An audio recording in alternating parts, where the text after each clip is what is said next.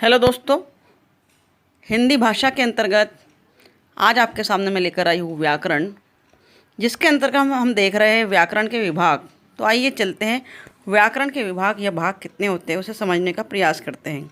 हिंदी भाषा व्याकरण के सभी वीडियोस आपको प्रदान किए जा रहे हैं, जो कि आपके टेट, सुपर टेट, नेट, संविदा वर्ग एग्ज़ाम के लिए अत्यंत उपयोगी है। चलिए देख रहे हैं, लिखा है व्याकरण। हर भाषा और लिपि के अपने नियम होते हैं, इन्हें हम व्याकरण कहते हैं। व्याकरण का काम भाषा को शुद्ध और निर्दोष बनाना है। नीचे लिखा है, देख रहे हैं, भाषा को शुद्ध रूप में बोलने, लिखने और पढ़ने के नियम व्याकरण कहलाते हैं। प्रश्न पूछा जाता है कि व्याकरण कहते हैं, 4 ऑप्शन दिए जाते हैं। तो जिस ऑप्शन में आपको लिखा हुआ मिले कि भाषा के शुद्ध रूप को बोलने, लिखने और पढ़ने के नियम क्या कहलाते हैं, तो व्याकरण कहलाते हैं विद्यार्थियों। व्याकरण के विभाग, व्याकरण के 3 विभाग मुख्यतः माने गए हैं विद्यार्थियों। देख रहे हैं आप, लिखा है वर्ण विचार, शब्द विचार और वाक्य विचार। वर्ण विचार में देखिए, पहला पूछा जाए ऑब्जेक्टिव में तो वर्ण विचार क्या होता है समझ लीजिए। वर्ण विचार, इसके अंतर्गत वर्ण, उच्चारण, संधि आदि पर विचार किया जाता है। नंबर 2 पर देख रहे हैं शब्द विचार। इसके अंतर्गत शब्दों के भेद, उत्पत्ति, उनकी रचना के विषय में विचार किया जाता है, जैसे संज्ञा के बारे में, सर्वनाम के बारे में, विशेषण, क्रिया, अविकारी, इनके अंतर्गत इसी पर विचार किया जाता है।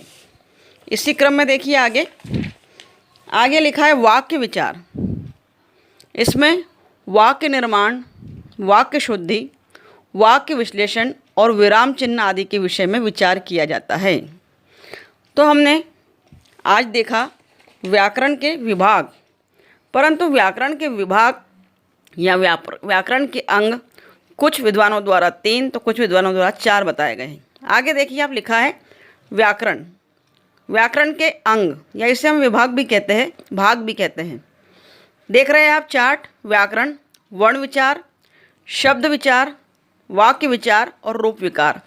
एक विकार और बढ़ा दिया गया, रूप विकार। देखेंगे वर्ण विचार, वर्ण विचार के अंतर्गत वर्णों के आकार, उच्चारण, उनके मेल से शब्द निर्माण का अध्ययन किया जाता है, जिसे हम देखेंगे अगले वीडियो में। शब्द विचार के अंतर्गत शब्दों की उत्पत्ति, विकास, निर्माण, आगमन, अर्थ आदि का अध्ययन किया जाता है। वहीं पर वाक्य विचार के अंतर्गत वाक्य के भेद, वाक्य का गठन, पदों के पारस्परिक संबंध आदि का हम अध्ययन करते हैं विद्यार्थियों।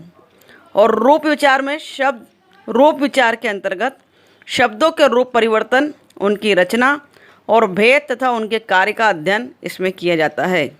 तो इस प्रकार एक व्याकरण का अंग या विभाग और जोड़ दिया हमने, रूप विचार।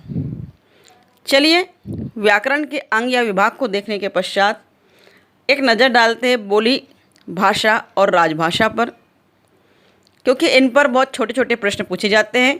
कैसे प्रश्न पूछे जाते हैं देखेंगे हम। बोली, भाषा और राजभाषा देख रहे हैं स्क्रीन पर। किसी क्षेत्र में साधारण बोलचाल में प्रयोग होने वाली भाषा का स्थानीय रूप बोली कहलाता है। समझ लेंगे, जान लेंगे। किसी भी क्षेत्र में साधारण बोलचाल में प्रयोग होने वाली भाषा का स्थानीय रूप ही बोली कहलाता है। इसमें प्रायः लिखित साहित्य नहीं होता। पूछता है ऑब्जेक्टिव में कि लिखित साहित्य किसका नहीं होता। 4 ऑप्शन, भाषा, व्याकरण, बोली, उपबोली। तो बोली का लिखित साहित्य नहीं होता। जब कोई बोली साहित्य रचना के लिए प्रयोग में आने लगती है और उसका व्याकरण बन जाता है तो वह भाषा कहलाती है। कोई बोली भाषा कब बन जाती है? तो कोई बोली भाषा तब बनती है जब वो साहित्य रचना के लिए प्रयोग में आने लगती है और व्याकरण के लिए भी प्रयोग होने लगती है। हिंदी भारत की राजभाषा है। प्रायः हम इसे राष्ट्रभाषा के रूप में जानते हैं, मानते हैं, दर्जा भी प्राप्त है इसे, परंतु अभी तक इसे राष्ट्रभाषा संवैधानिक तौर पर घोषित नहीं किया गया है, इसलिए हम इसे राजभाषा ही मानते हैं। ध्यान रखेंगे 4 ऑप्शन अगर आते हैं तो आपको राजभाषा पर टिक करना है। यह हिमाचल, हरियाणा, चंडीगढ़, दिल्ली, उत्तरांचल, उत्तर प्रदेश, राजस्थान, मध्य प्रदेश, छत्तीसगढ़, बिहार और झारखंड की भी राजभाषा है। यही भाषा भारत के सभी प्रांतों में आपसी बातचीत के काम आती है, इसलिए इसे हम राष्ट्रभाषा भी कहते हैं। तो आशा है बोली भाषा और राजभाषा का डिफरेंस समझ गए होंगे। फिर भी कोई क्वेरी हो, कोई परेशानी है तो पूछिए। कुछ मुख्य कीवर्ड्स आपके सामने हैं, देखिए। कहने, सुनने और लिखने पढ़ने का साधन भाषा है। भाषा के दो रूप होते हैं, मौखिक और लिखित। एक तीसरा रूप भी स्वीकार किया गया है जिसे सांकेतिक रूप कहते हैं। मौखिक भाषा को लिखने का साधन लिपि है, शॉर्ट में हम समझ रहे हैं। हिंदी भाषा की लिपि देवनागरी है। भाषा के नियमों का शास्त्र व्याकरण कहलाता है। व्याकरण भाषा को शुद्ध बनाता है और व्याकरण के 3 अंग हैं, वर्ण विचार, शब्द विचार और वाक्य विचार। नोट डाउन करिए, बहुत महत्वपूर्ण है प्रतियोगी परीक्षाओं के लिए। चलिए विद्यार्थी, जो मेरे चैनल से हिंदी पढ़ रहे हैं या प्रतियोगी एग्जाम निकालना चाहते हैं, उनके लिए कुछ क्वेश्चन दिए जा रहे हैं। उनका उत्तर फटाफट कमेंट बॉक्स में लिखिए, अगली वीडियो में इनके उत्तर आपको बताए जाएंगे।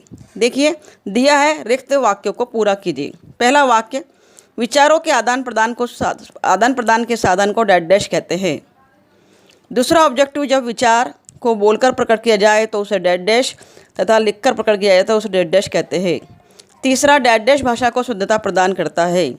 चौथा, भाषा को लिखित रूप देने के लिए निश्चित चिन्ह खालिस्तान कहलाते हैं। व्याकरण के खालिस्तान विभाग है। इन प्रश्नों के उत्तर दीजिए। अगर आपने ध्यान से पढ़ा है तो सारे प्रश्नों के उत्तर आपके सही जाएंगे। आगे देखिए, एक बॉक्स आपके सामने है। निम्नलिखित भाषाओं के सामने उनकी लिपियों के नाम लिखिए। प्रीवियस वीडियो में आपको सभी भाषाओं की लिपि बताई थी, तो फटाफट कमेंट बॉक्स में इन भाषाओं की लिपियों के नाम लिखकर मुझे भेजिए विद्यार्थियों।